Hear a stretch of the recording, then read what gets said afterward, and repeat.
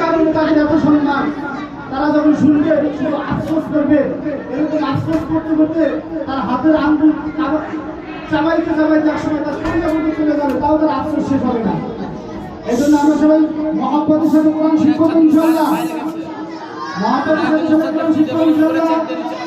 আমাদের মা বাবাকে আকর্ষণ থাকবে যে সন্তান যখন মাদ্রাসায় যাবে দায়িত্ব আমাদের, আর যখন বাসায় যাবে তখন অবশ্যই আপনাদেরকে আরো দায়িত্ব পালন করতে হবে।